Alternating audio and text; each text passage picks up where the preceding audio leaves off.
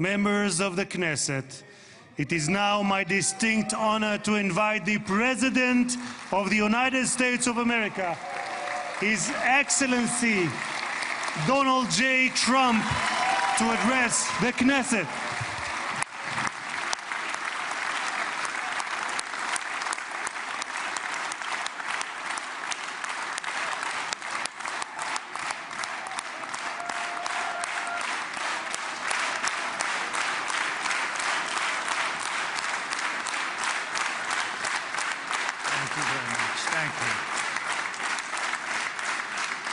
Thank you very much, everybody. It's a great honor. Nice place. Very nice place. Mr. President, Mr. Prime Minister, Mr. Speaker, esteemed members of the Knesset, and cherished citizens of Israel, we gather on a day of profound joy, of soaring hope, of renewed faith, and above all, a day to give our deepest thanks to the Almighty God of Abraham, Isaac, and Jacob.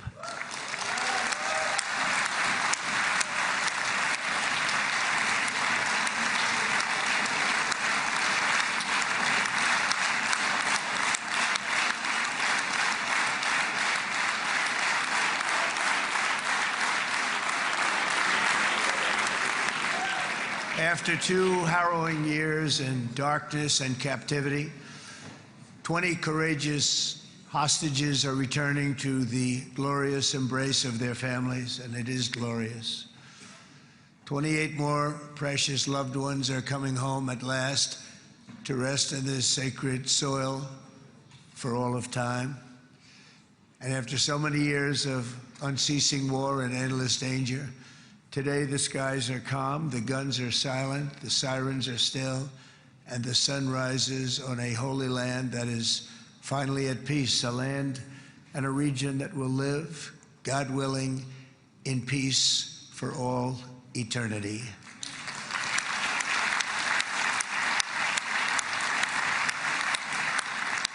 This is not only the end of a war, this is the end of an age of terror and death, and the beginning of the age of faith and hope and of God. It's the start of a grand concord and lasting harmony for Israel and all the nations of what will soon be a truly magnificent region. I believe that so strongly. This is the historic dawn of a new Middle East. I want to express my gratitude to a man of exceptional courage and patriotism, whose partnership did so much to make this momentous day possible. You know who I'm talking about. There's only one, Prime Minister Benjamin Netanyahu. Bibi, please stand up.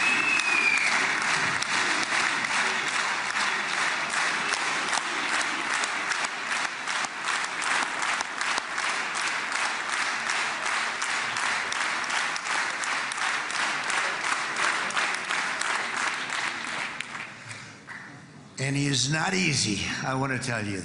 He's not the easiest guy to deal with, but that's what makes him great. That's what makes him great.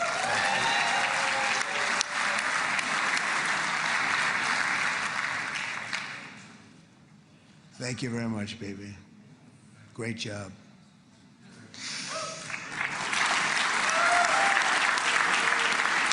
And let me also convey my tremendous appreciation for all of the nations of the Arab and Muslim world that came together to press Hamas to set the hostages free and to send them home. We had a lot of help. We had a lot of help from a lot of people that you wouldn't suspect, and I want to thank them very much for that. It's an incredible triumph for Israel and the world to have all of these nations working together as partners in peace. And it's pretty unusual for you to see that, but it happened in this case. This was a very unusual point in time, a brilliant point in time. Generations from now, this will be remembered as the moment that everything began to change, and change very much for the better. Like the USA right now, it will be the golden age of Israel and the golden age of the Middle East. It's going to work together. I'd like to thank several great American patriots for their invaluable help in getting something done that almost everyone thought was absolutely impossible. We were wasting our time. So many people said, "You're just wasting your time." But we weren't, because we had talented people working with us, and we had people that loved your country, and frankly, people that loved the region. They loved the Middle East. I want to thank my friend Steve Witkoff.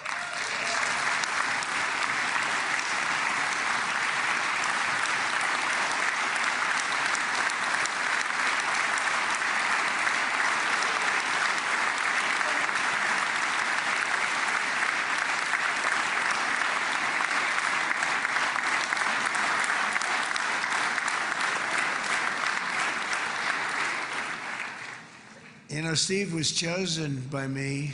He never did this before, but I knew him as a few things. He was a great businessman, but I know a lot of great businessmen, to be honest with you. He had tremendous negotiating skills, but I know a lot of people that negotiate pretty well, although it is an art. But there are people that can negotiate pretty well. But most importantly with Steve, he's just a great guy. Everybody loved him. Everybody. I mean, I know some negotiators that are so good, but you wouldn't have had peace in the Middle East. It would be in World War III right now with some of these guys.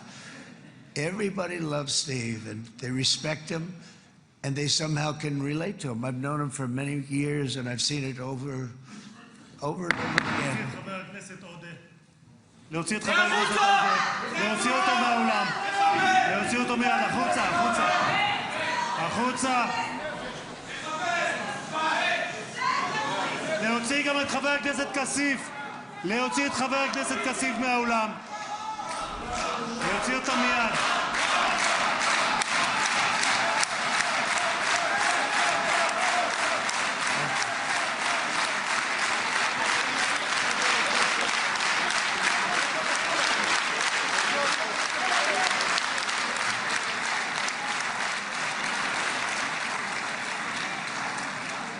Sorry for that, Mr. President. Thank you. Please.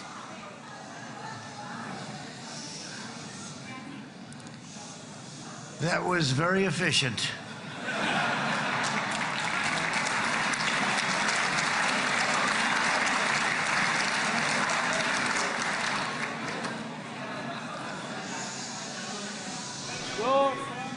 So back to Steve.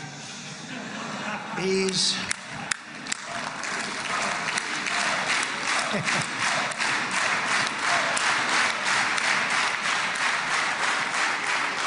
But I tell one story because he was so involved, and then we called in Jared. We need that brain on occasion. We got to get Jared in here. We got to get a certain group of people. But Steve started this all by himself. I call him Henry Kissinger, who doesn't leak, okay? Henry is a big leaker. He leaked. Steve doesn't leak. Steve just wants to get the job done. He wants to do what's right. But I'll give you just a quick story because, as you know, he's working on the war with Russia and Ukraine, a war that would have never happened if I were president. A shame. 7,000 young soldiers a week are being killed. More than that this last week. It's a shame. It should have never happened. But it did happen, and we won the race, and I took over this horrible war that's been raging, and I thought it would be easily settled. I thought it was a hell of a lot easier than doing what we just did very successfully with Israel and a lot of other people. But this came first, and we'll get that one. But I set up a meeting for him to meet with President Putin, thinking it would be a 15 or a 20-minute meeting. Steve had no idea about Russia, had no idea about Putin too much, didn't know too much about politics, wasn't that interested. He was really good at real estate, but he had that quality that I was looking for, and I didn't see it around in too many ways. And I set up the meeting with Putin, and I called. I said, is Steve finished yet? That was about a half an hour into the meeting. No, sir, he's not. He's still inside. This is in Moscow. I said, well, how's he doing? I don't know, sir. He's still inside. I called up an hour later. Let me speak to Steve. Sir, he's still with Putin. he's with President Putin. I said, wow, it's a long meeting, 1 hour. I called up an hour later, he was still with Putin. 3 hours later, he was still with Putin. 4 hours later, he started to get the word that he was going to be coming out soon. And in 5 hours, he came out. I said, what the hell were you talking about for 5 hours? And he says, just a lot of interesting things. We're talking about a lot of interesting things, including what he went in there for, but you can't talk about it for 5. You can talk about it for a certain period of time, and you know what you're getting. But that's a talent. That's a talent, where you can do that. Most people I'd send in, number one, they wouldn't be accepted. Number two, if they were, the meeting would last 5 minutes, and that's what happens with Steve. Everybody loves him. They love him on this side, they love him on the other side, and he really is. He's a great negotiator because he's a great guy. So thank you very much, Steve, very much.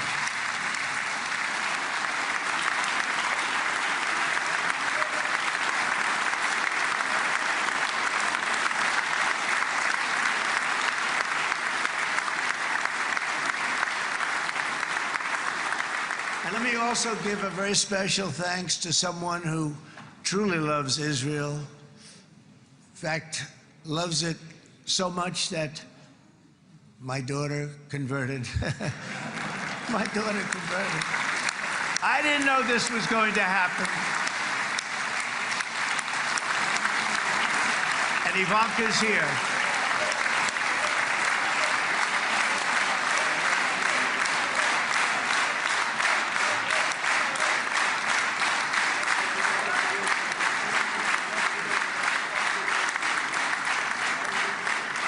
And Bibi, you do know this was not in the cards for me. You understand that. And she is so happy, and they are so happy. At least I think they're happy. If they're not, we have a big story, right? No, they have a great marriage, and they get along great. They're best friends. They have a very special relationship. But Jared has been so helpful. He really did something very special. He established the Abraham Accords with a group of very wonderful people. I like calling it the Avraham Accords, because people that, right? Avraham. It's so cool. It's so much sort of nicer, you know? The Abraham versus the Avraham.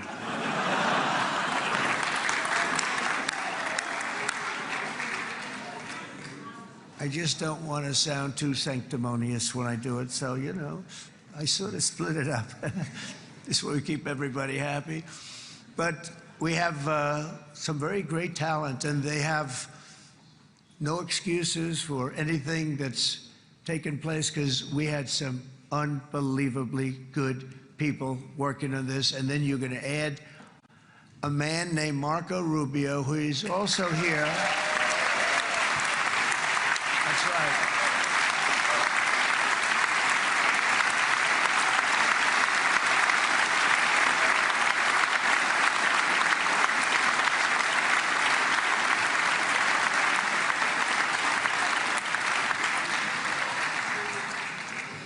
And I have a prediction that Marco will go down, I mean this, as the greatest Secretary of State in the history of the United States. I believe that.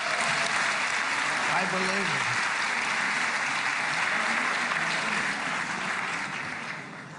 it. And he and I, you know, we really fought it out.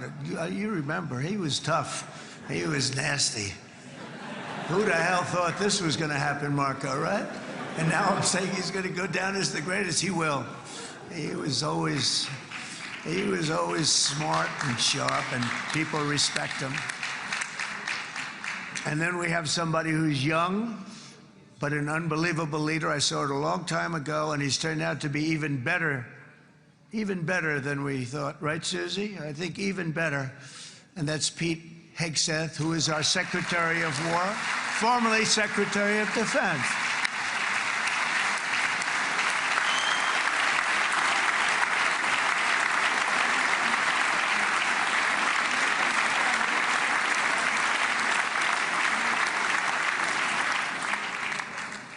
as you know, we decisively won World War I. We decisively won World War II decisively. And everything in between and everything before it, we won everything. And then they had the brilliant idea of changing the name from war, you know, it was war, to defense. And with that went a certain thinking. And we fought in a very politically correct way after that. We always had the strongest military, and now we have a stronger military than we've ever had before. Because of my first term, I've totally rebuilt the military, every aspect of it. But we have, if you think, we settled 8 wars in 8 months. I'm now including this one, by the way, if that's okay. They may say, well, that was quick, because yesterday I was saying 7, but now I can say 8. The hostages are back. The hostages are back.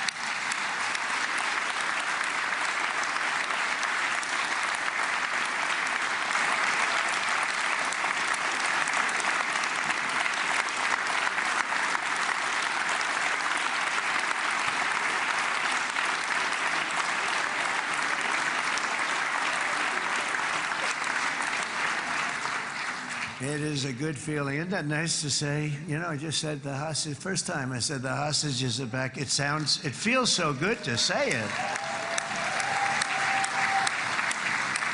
But when you settle 8 wars in 8 months, that means you don't like war. Everyone thought I was going to be brutal. In fact, I remember Hillary Clinton during a debate, she said, look at him, he's going to go to war with everybody. And actually, she said, he's got a personality that's all about war. No, and my personality actually is all about stopping wars, and it seems to work. It seems to work. But it also means this name change and our attitude that we're not going to go into a war, but if we do, we're going to win that war like nobody has ever won a war before. We will not be politically correct, but we're not going to be there. And I think, you know, as you mentioned, Bibi, before, peace through strength, and that's what it's all about. The United States has the greatest and most powerful military in the, right now, history of the world. I can tell you we have weapons that nobody's ever dreamt of. I only hope we never have to use them. I rebuilt the military. I was proud to do it, but some of the things I hated to do. I hated certain of the weapons because the level of power is so enormous. It's so dangerous, so bad. But we have to do what we have to do. We make the best weapons in the world, and we've got a lot of them. And we've given a lot to Israel, frankly. And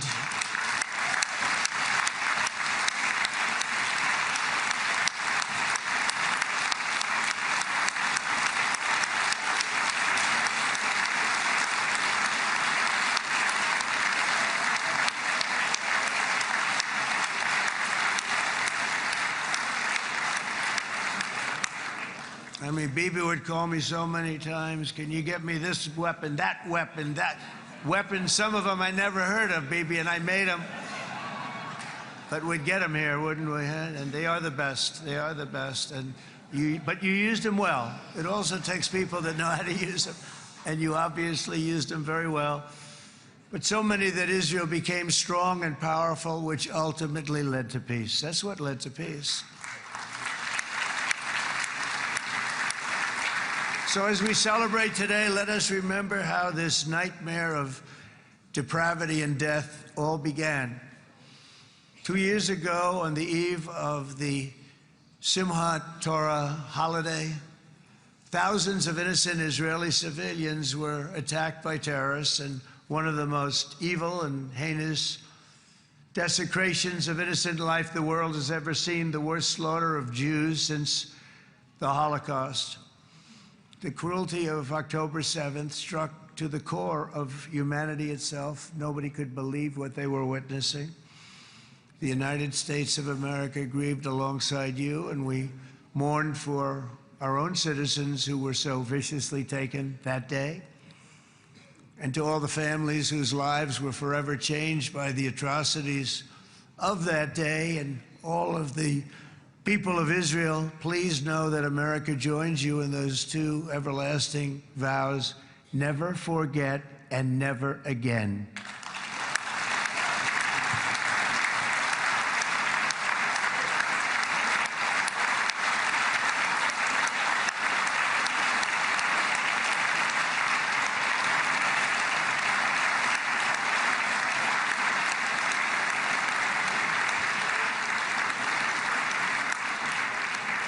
From October 7th until this week, Israel has been a nation at war, enduring burdens that only a proud and faithful people could withstand. It was a very tough period of time. For so many families across this land, it has been years since you've known a single day of true peace. But now at last, not only for Israelis, but also for Palestinians and for many others, the long and painful nightmare is finally over. And as the dust settles, the smoke fades, the debris is removed, and the ashes cleaned from the air, the day that breaks on a region transformed, and a beautiful and much brighter future appears suddenly within your reach. This is now a very exciting time for Israel and for the entire Middle East, because all across the Middle East, the forces of chaos, terror, and ruin that have plagued the region for decades now stand weakened, isolated, and totally defeated. A new coalition of proud and responsible nations is emerging, and because of us, the enemies of all civilization are in retreat. Thanks to the bravery and incredible skill of the Israeli Defense Forces and Operation Rising Lion,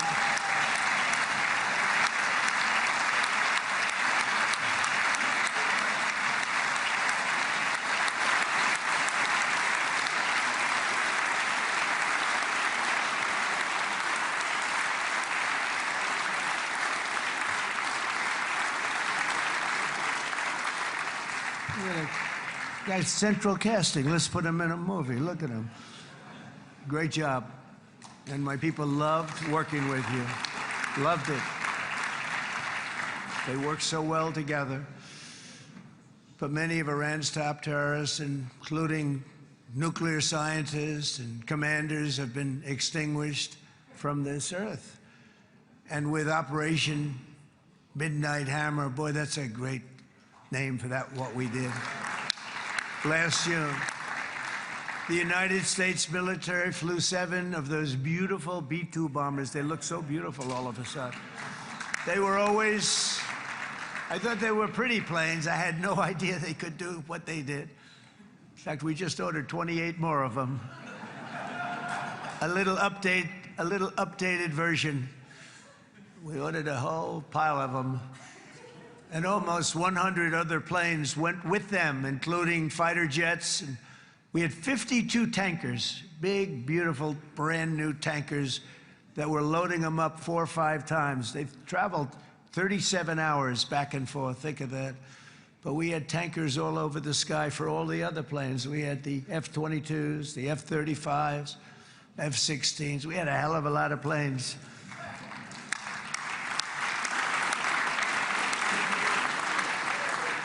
So we had 52 gas stations in the sky. That's what they call them.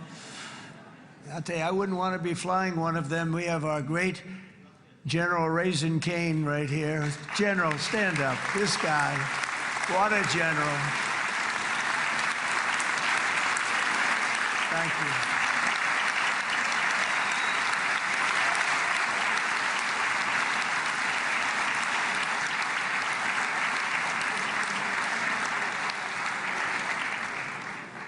I asked General Cain, I said, you know, we're having problems with ISIS, and I was in Washington, and I asked, how long would it take to defeat ISIS? And my Washington generals told me, 3, 4, maybe 5 years, sir.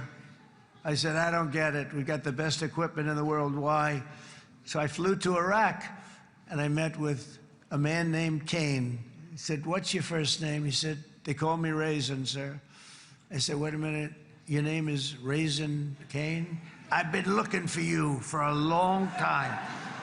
You gotta be kidding. So they told me 3, 4, 5 years to defeat ISIS. And I sit down with him and I say, why is it? I flew there in the dark of night. I landed, I'll never forget it. It was quite a trip. I'm glad I made it because I met him. I said, could I ask you, General? I come down. He said, with another general and a sergeant. Everybody was like central casting. They could go into a movie right now. Between him and you guys over here, we could get rich making movies, okay? And they got along so great. That's the beautiful thing, that your military and our military, Bibi, got along so great. But I was told by the television generals in Washington, we have the best equipment in the world. Why is it taking so long? And they said, 4 years. I said, so let me ask you, Raisin, how long would it take you to defeat ISIS? Sir, we can do it in 3 weeks, but you'll probably have some time left over. I said, you gotta be kidding. What the hell are you talking about? They said 4 years. I said, well, sir, look, it's not my place to say, but you're asking me the question. What you have to do is you hit them from the west, you hit them from the north, you hit them from the south, you hit them above, you hit them below. I said, so why didn't they do it?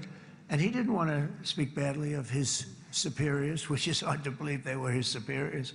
It should have been the other way around a long time ago, because he's the one that did Operation Hammer. It was flawless. It was flawless. It was absolutely flawless.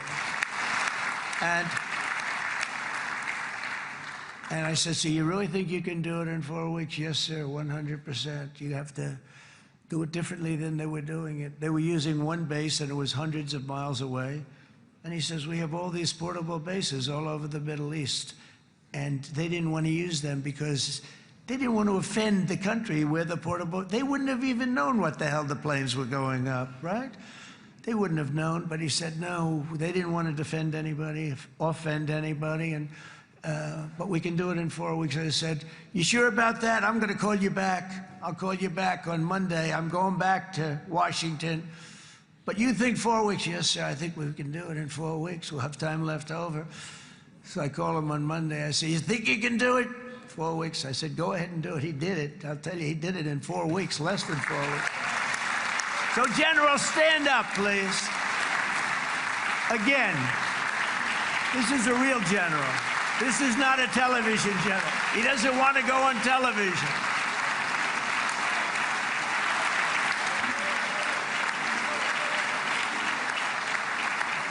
He doesn't want to go on television. I said the other guys love being on television. So we dropped 14 bombs on Iran's key nuclear facilities, totally, as I said originally, obliterating them. And that's been confirmed, and everybody understands it. Together we stopped the #1 state sponsor of terror from obtaining the world's most dangerous weapons. And if you think about it, if we didn't do that, and assuming we made the same deal that we have today, there'd be a dark cloud over this deal. And #1, it wouldn't happen because the other Arab and Muslim nations really wouldn't feel comfortable making the deal that we have now, right? If Iran had that nuclear weapon that they were about 2 months away from having. They would have had it in 2 months or maybe less than that. They were right at, this was our last shot. They looked at it for 22 years. This was our last shot. The pilots told me that. They said, 22 years, sir. They looked at it. Our predecessors looked, they studied it. 3 times a year would do drills on that exact attack. And boy, did they get it right. But let's assume they didn't, and let's assume there was large-scale nuclear weapons in the hands of Iran. We couldn't be here today. Even if we signed the deal, which we couldn't do because a lot of people would not want to have anything to do with it, we took a big cloud off of the Middle East and off of Israel.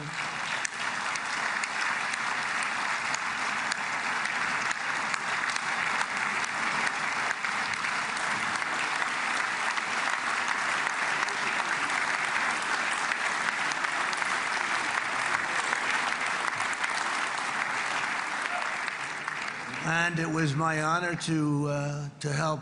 But it isn't it true, though, that can you imagine the same let's assume, Bibi, the same documents, we had everything the same, but you had somebody out there that was, in the opinion of everybody, all-powerful in the Middle East.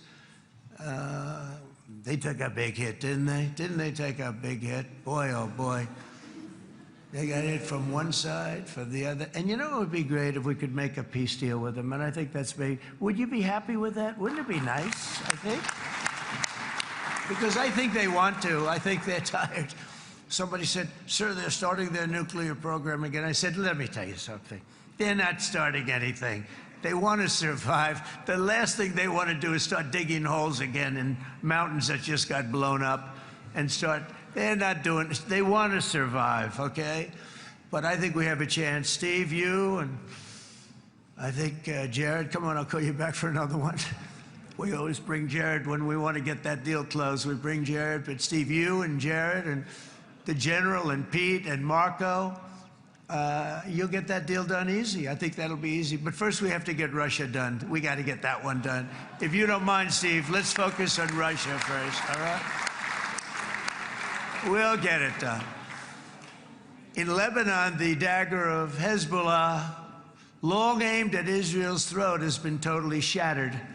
My administration is actively supporting the new president of Lebanon in his mission to permanently disarm Hezbollah's terror brigades. He's doing very well. And build a thriving state at peace with its neighbors. And you're very much in favor of that, I know. And good things are happening there, really good things. And with this week's ceasefire, we've achieved the most challenging breakthrough of them all. The most challenging breakthrough maybe ever. I mean, I've never seen anything like. I've been involved in a lot of success. I have never seen anything like what's going on today all over the world. People are dancing in the streets, not just in Israel. They're dancing in the streets of countries that would have never danced in the street about what's happening today. They're dancing in those streets. So this long and difficult war has now ended. You know, some people say 3,000 years, some people say 500 years, whatever it is. It's the granddaddy of them all. And in an unprecedented achievement, virtually the entire region has endorsed the plan that Gaza will be immediately demilitarized, that Hamas will be disarmed, and Israel's security will no longer be threatened in any way, shape, or form.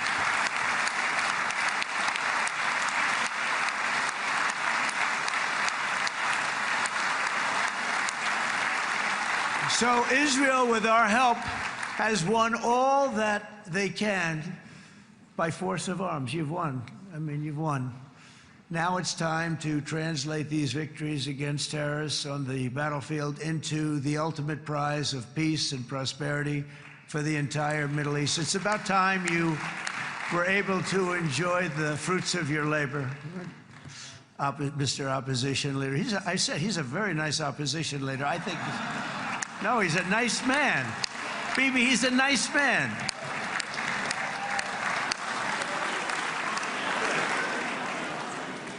He knows what he's doing, right? No, he's a very nice guy. Well, see, now you can be a little bit nicer, Bibi, because you're not at war anymore, Bibi.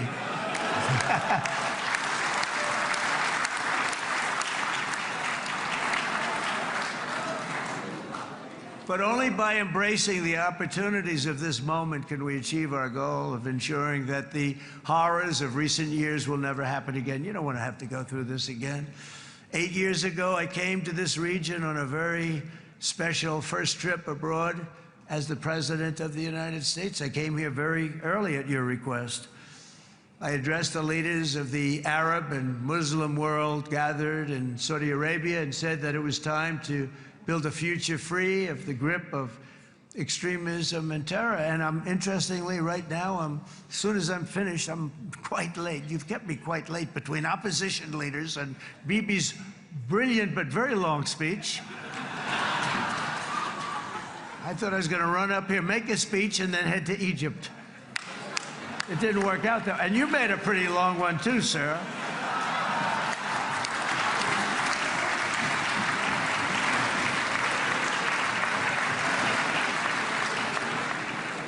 But I liked what you all said. It could be worse. Supposing on top of it, I didn't like what you said. That would be no good, Ron, would it? Ron, you did a great job, by the way, Ron.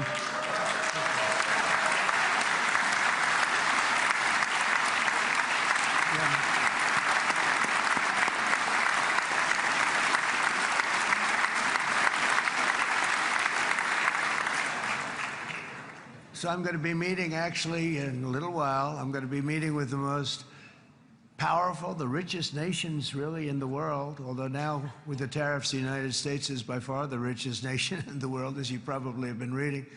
But the richest nations, most powerful nations, you know, tremendous, headed by some tremendous people in many cases. Some cases I wouldn't say necessarily I would endorse. But I will tell you, some incredible people that really helped us make this all possible. So I'll be going there. I'll be quite late. They might not be there by the time I get there. But we're going to give it a shot. But the journey we started back then led to the crushing defeat of the ISIS caliphate, to the monumental Abraham Accords, and ultimately to the historic ceasefire this week, in which many of those same nations really played a very pivotal role, I have to tell you. Steve will tell you that. Jared will tell you that. Together, we've shown that peace is not just a hope that we can dream about. It's a reality we can build upon day by day, person by person, and nation by nation. And because of that, the Middle East is finally ready to embrace its extraordinary potential. You have extraordinary potential in this region. It should now be clear to everyone throughout the region that decades of fomenting terrorism and extremism, jihadism and anti-Semitism have not worked. They haven't worked. They've been a disaster. They've just killed. They've killed. They've backfired completely and totally. They've just totally backfired. Everything that you thought, take it worst case, it's turned out to be worse than that. They have not worked. From Gaza to Iran, those bitter hatreds have delivered nothing but misery, suffering, failure, and death. They've served not to weaken Israel, but to annihilate the very forces that did the most to foment this hatred. And it's really, I mean, everybody that's tried it has become irrelevant. Meanwhile, we've seen those nations that set aside their differences, reached across ancient divides, and pursued engagement are now among the most successful in the region. They're getting along with Israel, and they're doing great. And I can tell you the 4 nations that joined the Abraham Accords early on, and you'd all be doing me a favor, and I'm going to be saying this in a little while to some other friends, would love you all to, is this right, Jared? Join up in the Abraham Accords. We have to join up and get together. You can have that whole thing filled out. We had a very weak administration, worst president in the history of our country by far. And Barack Obama was not far behind, by the way.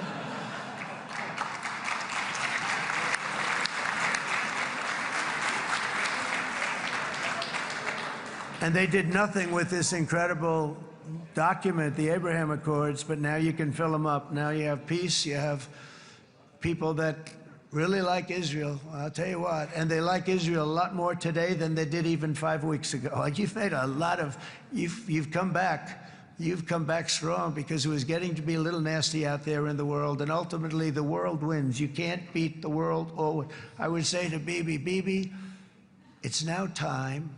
And he understood it better than anybody, because ultimately, you know, the world's a very big place. And I've said a lot. I said, this piece of land is very small. It's unbelievable what you've done with that tiny, you look at a map even of just not the world, the Middle East, and you have this little dot. And think of what you've done. It's incredible. It's incredible.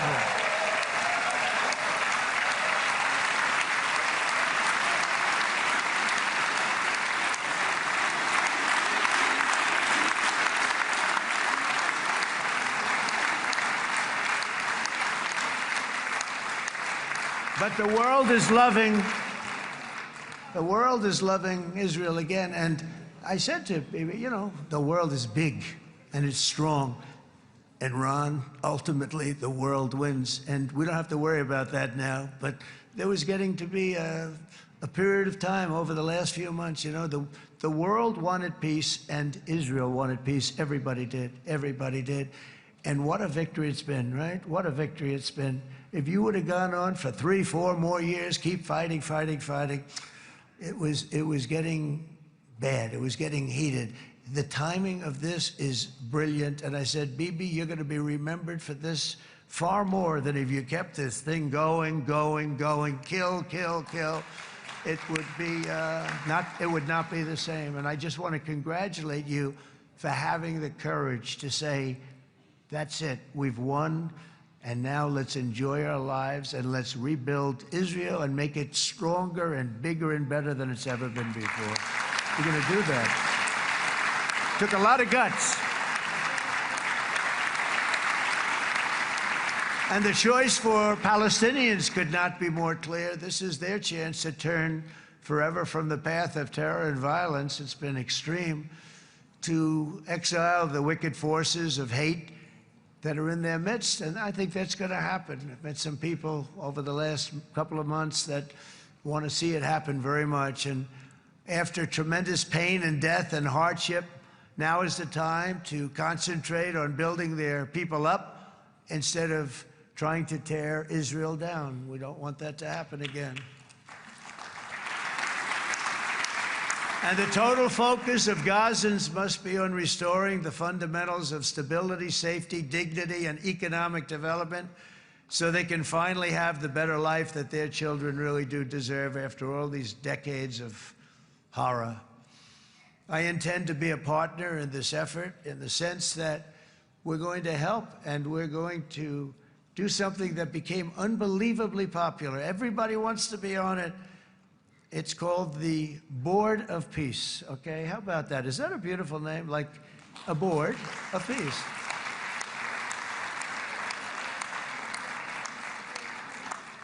The only bad thing from my standpoint, every single nation involved has asked me to be the chair, and I'll tell you, I'm very busy. I didn't count on that, but you know what? If we do it, we'll do it right. And we have unbelievable power and wealth, because you're going to need wealth. You're going to need wealth to rebuild things, and they have wealth like few people have wealth. I want to thank the Arab and Muslim nations for their commitment that they've made to support a safe rebuilding of Gaza and beyond. I have many Arab countries, very wealthy countries, that came up and said, we'll put up tremendous amounts of money to get to rebuild Gaza. And I think that's going to happen. The power, they want dignity, they want to come forward, and they want to say, and I want to say who they are, because what they're doing is going to be, I think, something that you're going to be very impressed with, Bibi. And you need that. You need the kind of economic power that they have, and they want to see it work. And they want to see it be safe, and they want to see it be good for Israel, too. And as much money as it will be, and it's a lot, as you can see, it's a lot. For these countries, it's relatively little relative to their worth. It's really a lot of money like most people could never even conceive, but for these countries, it's not that much, especially because it ensures success and stability in the Middle East, which is what they want to see. So many of them will be with us in Egypt in a little while, I think. I'm not sure. They may be gone. They may have taken their Boeing 747s and left. I said, what kind of a plane do you fly? 747. I said, that's a large plane. No, they may have, Steve, do you think they've left on their their brand new Boeing 747s? Or, I don't know. We're going to find out soon. It's going to be a big story. There'll be 2 people left, and they'll be the 2 poorest ones.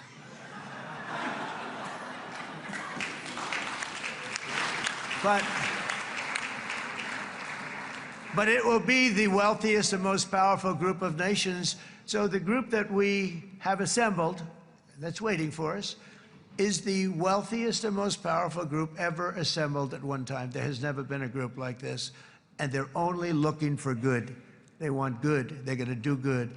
And as those commitments are made, I'm going to let the world know who's doing it, because they really deserve to get the credit. And some of them probably won't want the credit, but they deserve it.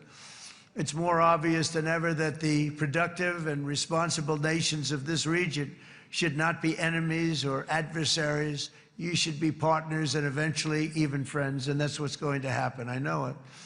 Together you can stand against the forces of chaos. Yeah, you go ahead. That's an important point.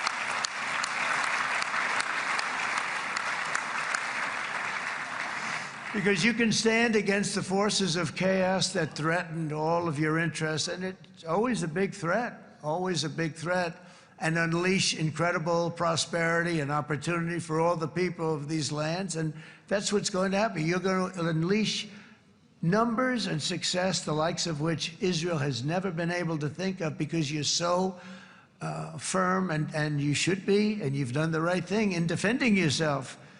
You're not going to have to worry so much about it. You've won, and now you can build, and you can do things that you never even thought possible. When you put that genius into doing something else, it's going to be something it's going to be a miracle. The miracle in the desert, it's going to be amazing. And it already is in a true sense. But it'll be wonderful when you can spend time thinking about other than war and defense and offense also. To that end, it's my firm hope and dream, frankly, that together the Abraham Accords will turn out to be everything that we thought they would. Those 4 countries were very, very brave in doing it. They did it at a very early point, and every single one of them benefits unbelievably financially. And if you noticed, even in this bad period that we just went through, they all remained a member of the Abraham Accords. They've done unbelievably well. And you know who you are, and I want to thank you. And they've stayed because of loyalty, but they've also stayed because it was really good business. They've made a lot of money being members, and you're going to all, I hope that every one of the countries that we're seeking, Jared, I hope they join quickly. No games, no nothing. Just join, get it. It's going to be a great peacemaker. It's really going to bring it together beyond anybody's wildest dream. So instead of building fortresses to keep enemies at bay, the nations of this region should be building infrastructure to weave your commerce closer together, because you've got to compete with the big world out there in commerce now. It's a different kind of competition. Instead of making weapons and missiles, the wealth of this region should flow to schools and medicine, industry, and frankly, the new hot thing, artificial intelligence. It's a lot of intelligence you're going to have to be throwing off to pay back these sums of money that they're doing. But that's really the hot one. And I might say that the United States, a year ago, was a dead country. I say it to people. I heard it first from the King of Saudi Arabia. I then heard it from UAE. I heard it from Qatar. I heard it from many other countries. A year ago, the United States of America was a dead country. Now it's the hottest country anywhere in the world. It is the hottest. There's no question about it.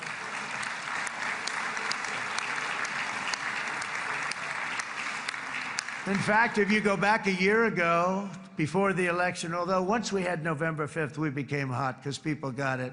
I would say November 5th was a time that we became really hot. But once you go back a couple of years, if I were in charge and the country was doing what they would, nobody was going to ask me to speak. Nobody asked Joe Biden to come up and speak, I guarantee you that. And if they did, he would have turned them down, I promise you. He didn't speak. He didn't speak, and he didn't speak well. But all of the countries in the Middle East, it could have, what we're doing now, it could have happened a long time ago, but it was strangled and set back almost irretrievably by the administrations of Barack Obama and then Joe Biden. It was, there was a hatred toward Israel. There was an absolute hatred. The setbacks really started when President Obama signed the Iran nuclear deal. This was a disaster for Israel, and it was a disaster for everyone. And I remember that Bibi Netanyahu came to the United States and worked so hard to try and get Obama not to do that deal.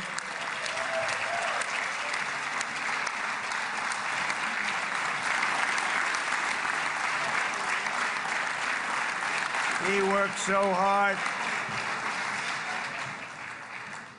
But it was like talking to a wall. I remember him telling me it was like talking to a wall. They wanted to go with Iran. They chose Iran, frankly, over a lot of other good nations, but specifically Israel. And that was the beginning of a very bad period of time. You had Obama go out, and the Iran nuclear deal turned out to be a disaster. And by the way, I terminated the Iran nuclear deal, and I was very proud to do it.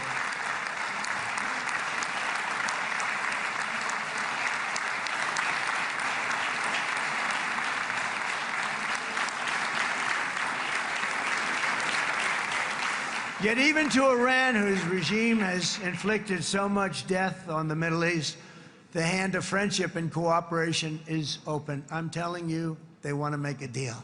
That's all I do in my life. I make deals. I'm good at it. I've always been good at it. And I know when they want. Even if they said, we don't want to make a deal, I can tell you they want to make a deal. All right, they do. They want to make a deal, and we're going to see if we can do something, because this is crazy what's happening, and we're not going to have this anymore.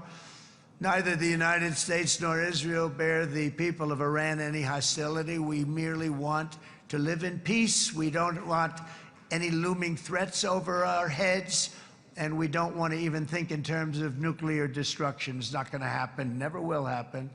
There's nothing that would do more good for this part of the world than for Iran's leaders to renounce terror, stop threatening their neighbors, quit funding their militant proxies, and finally recognize Israel's right to existence. They have to do that. They have to do that.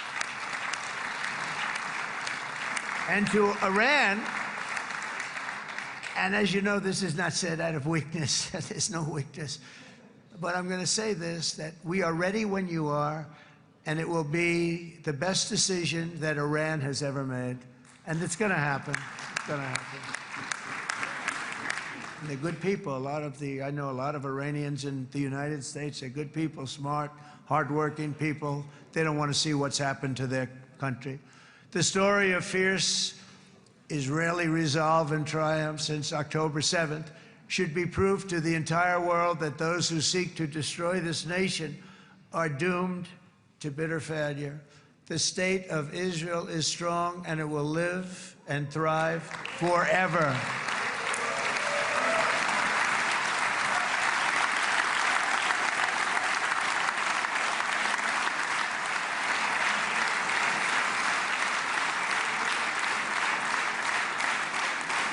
And that is why Israel will always remain a vital ally of the United States of America. Israelis share our values, field one of the world's most powerful militaries. You really do. You have an amazing, what a job you've done. And have one of the most innovative economies on earth. Those are just a few of the reasons why I'm proud to be the best friend that Israel has ever had. And they all say it in the White House. They all say it.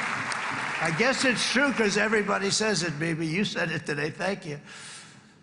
But as president, I terminated the disastrous Iran nuclear deal, and ultimately I terminated Iran's nuclear program with things called B-2 bombers. It was swift, and it was accurate, and it was a military beauty. I authorized the spending of billions of dollars, which went to Israel's defense, as you know. And after years of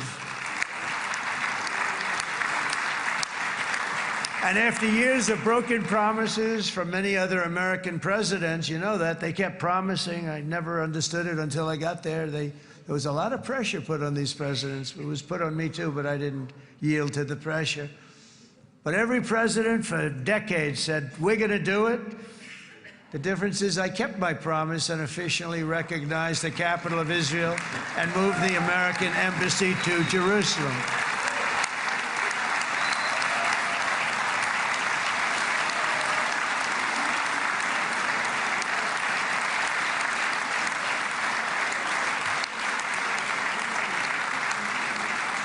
Isn't that right, Miriam? Look at Miriam. She's back there. Stand up, Miriam. Stand up.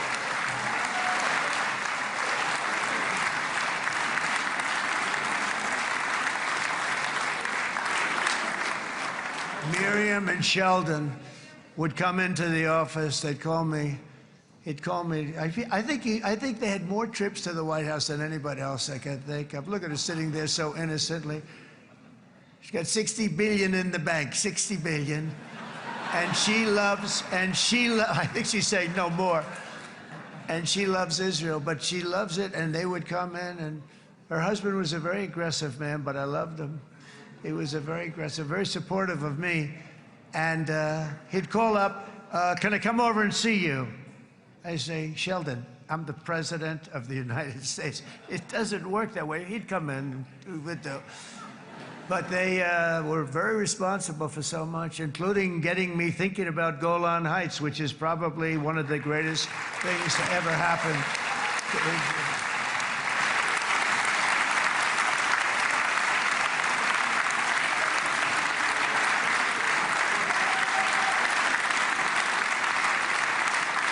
Miriam, stand up, please. She really is. I mean, she loves this country.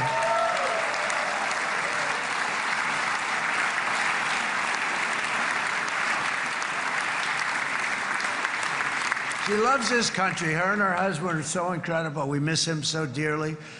But I actually asked her, I'm going to get her in trouble with this, but I actually asked her once, I said, so Miriam, I know you love Israel. What do you love more, the United States or Israel? She refused to answer. That might mean Israel, I must tell you. We love you. Thank you, darling, for being here. That's a great honor. Great honor. She's a wonderful woman. She is a great woman. I've always stood for the people of this community, and I always will. I'll always be with you. I'm always going to be with you. I guess maybe something could happen to change my mind. Somebody that's really stupid gets into office and wants to do really bad things, but that's about it. We don't think we're going to have that happen. I hope we're not going to have that happen. And this man is a good man right here. These two men are good men right here.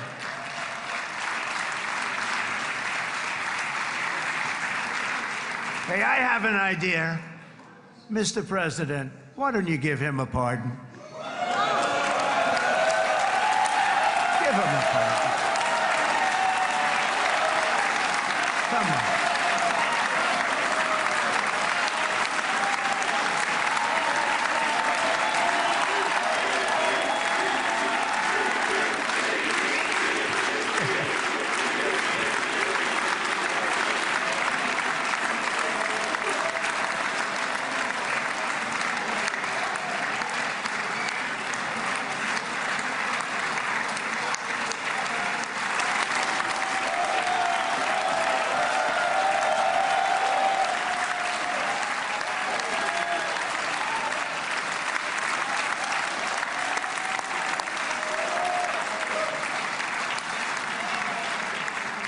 By the way, that was not in the speech, as you probably know. But I happen to like this gentleman right over here, and it just seems to make so much sense. You know, whether we like it or not, this has been one of the greatest wartime presidents. This has been one of the greatest wartime presidents. And cigars and champagne, who the hell cares about that?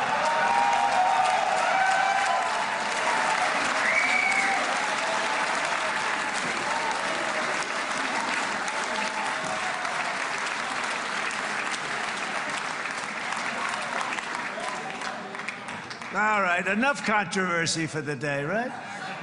Actually, I don't think it's very controversial. So, you know, I mean, I see so popular. You are a very popular man. You know why? Because you know how to win.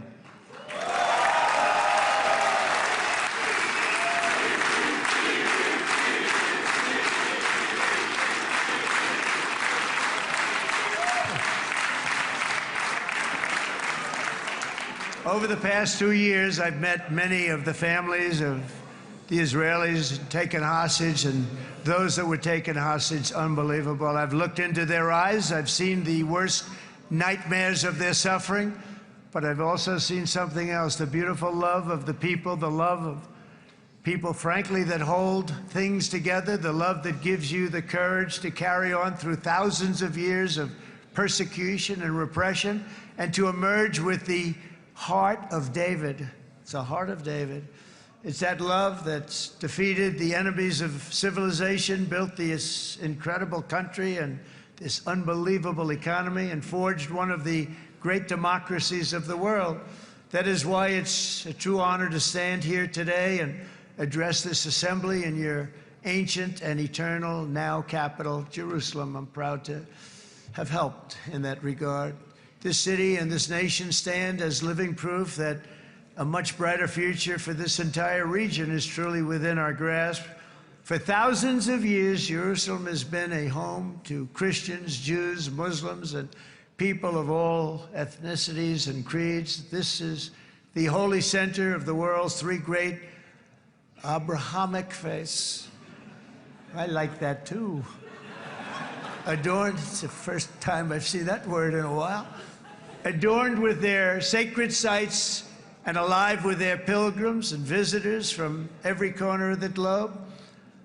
But here between the Western Wall, the Temple Mount, and the hill called Calvary, people of every faith and background live, work, pray, serve, and raise their families side by side, and they do it with love. This example is just one of the modern miracles that Israel has given to the world. And just in closing, the leaders in this chamber know better than anyone else the challenges of this harmony, and it's been easily won. No, it hasn't. It has not been. It's been so tough, but it has been, some say, a miracle. What you've done is a miracle. Look at your size. Look at your chances when it all started. And you know, if you think about it, you are safer today, stronger today, and more respected today than at any time in the history of Israel. Think of it. People used to say it wouldn't exist. They don't say that anymore, do they? Yet if safety, security, and coexistence can thrive here in the winding alleys and ancient paths of Jerusalem, then surely peace and respect can flourish among the nations of the broader Middle East. The God who once dwelled among his people in this city still calls us, in the words of Scripture, the turn from evil and do good, to seek peace and pursue it. So he still whispers truth into the hills and knolls and valleys of his magnificent creation, and he still writes hope into the hearts of his children all over the world. And that is why even after 3,000 years of pain and conflict, the people of Israel have never given up from the threats of Zionism, from all sorts of threats. You want the promise of Zion. You want the promise of success and hope and love and God.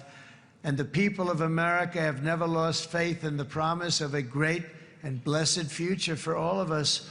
From the very first day that modern Israel was founded, we have stood together through thick and thin of setbacks, and through victory and defeat, through glory and heartache. We have built industries together. We have made discoveries together. We have confronted evil together, and we have waged war together. And perhaps most beautifully of all, we have made peace together. And this week, against all odds, we have done the impossible and brought our hostages home.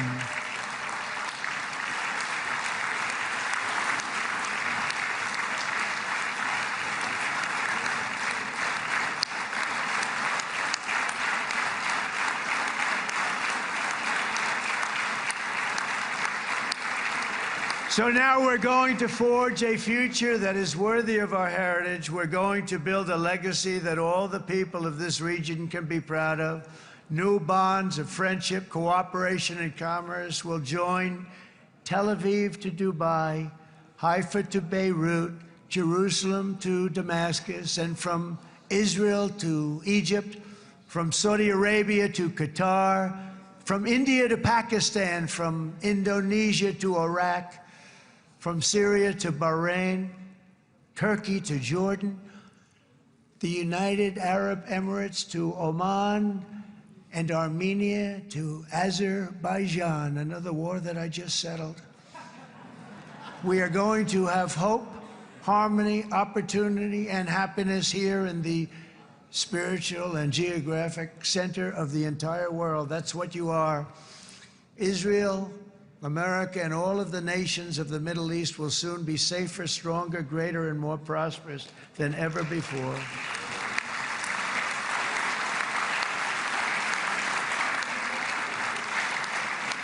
And I want to thank you all once again for this exceptional honor. This has been truly an honor. It's seldom that a president is invited to do this.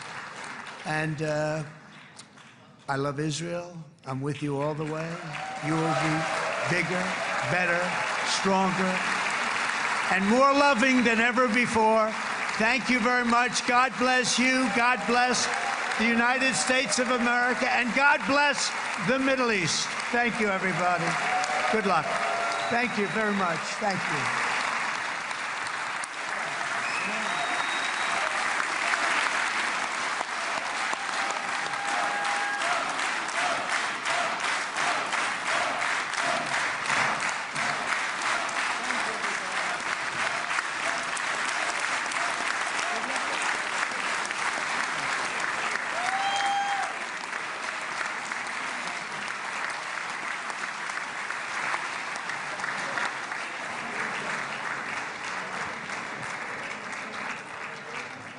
אני מודה לנשיא ארצות הברית של אמריקה על דבריו. חברות וחברי הכנסת, תם סדר היום. הישיבה הבאה תתקיים ביום שני, כ"ח בתשרי התשפ"ו, 20 באוקטובר 2025 בשעה 16:00. חג שמח ובשורות טובות. ישיבה זו נעולה. כבוד הנשיאים וכבוד יושב ראש הכנסת.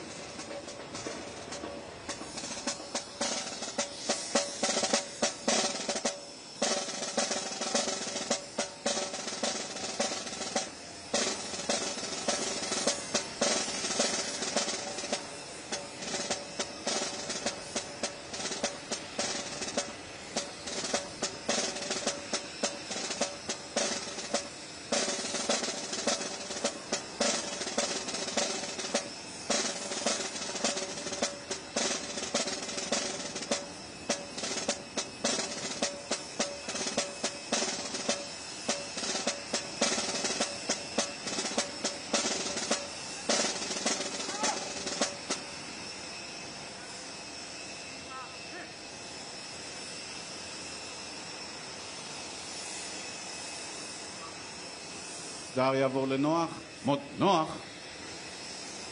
אני צועק לכם מפה בלי הרם, ואז אני אתן וואט,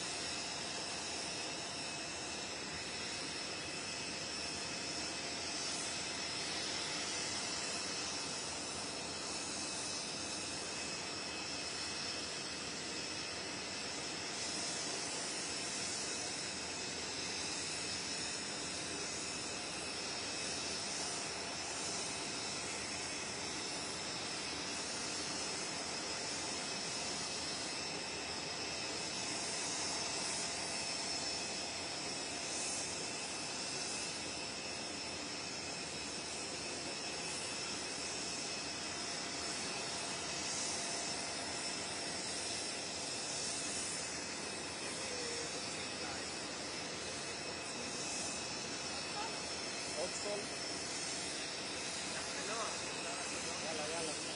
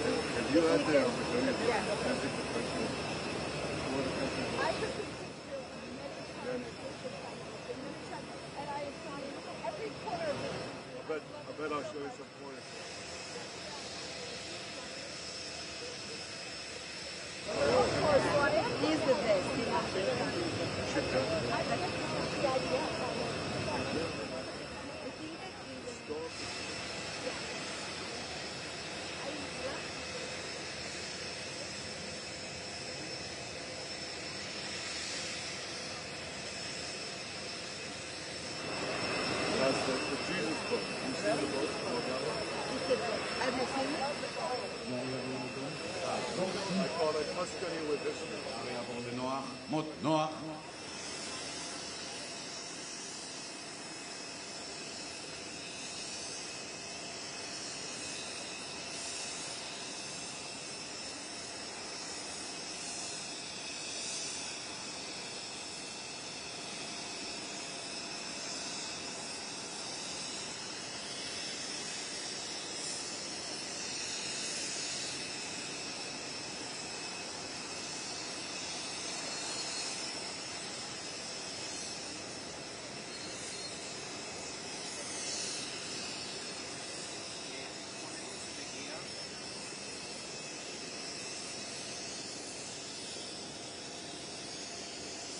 מסדר יעבור לדום, מסדר דום.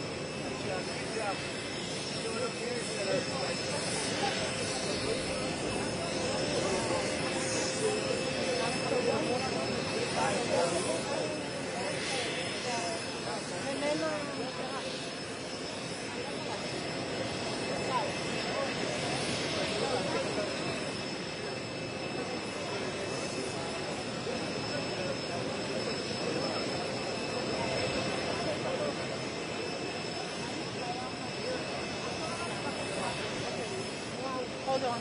תביאו לי מהר.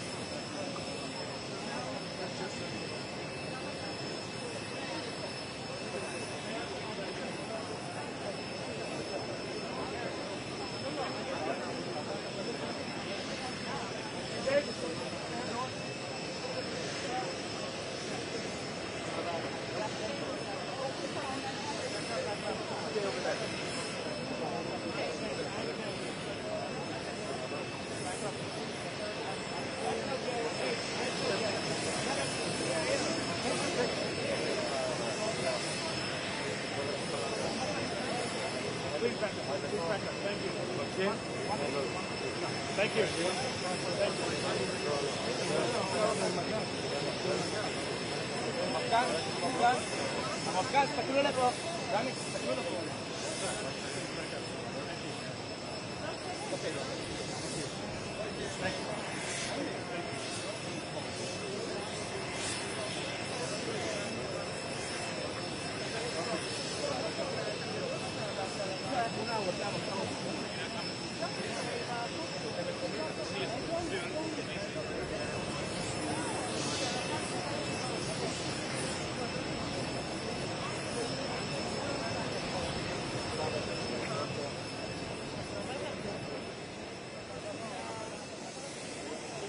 You gotta stay away from the car.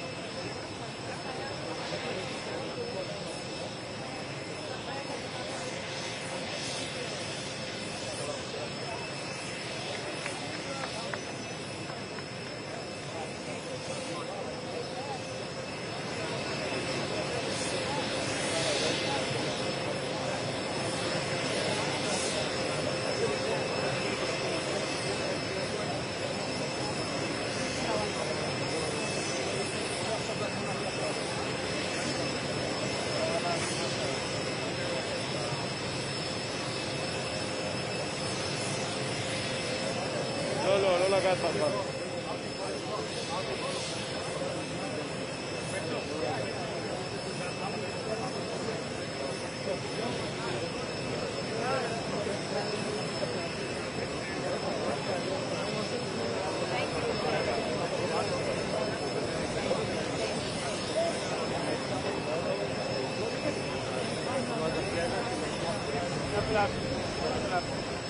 We need to move where all the other photographers are now. Open up.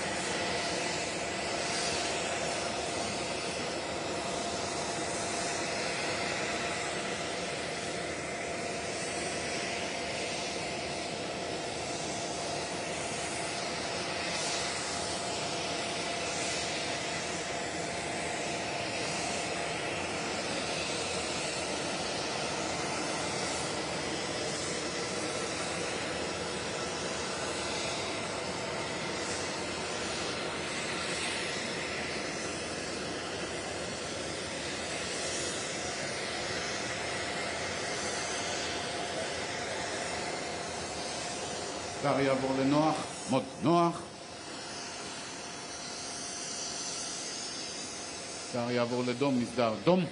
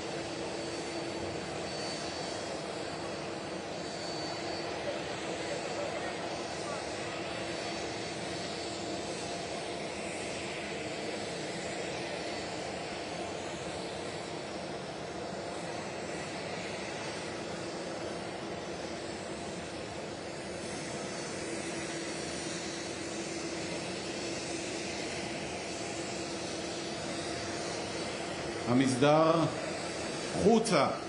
פנה. במקום. רוב.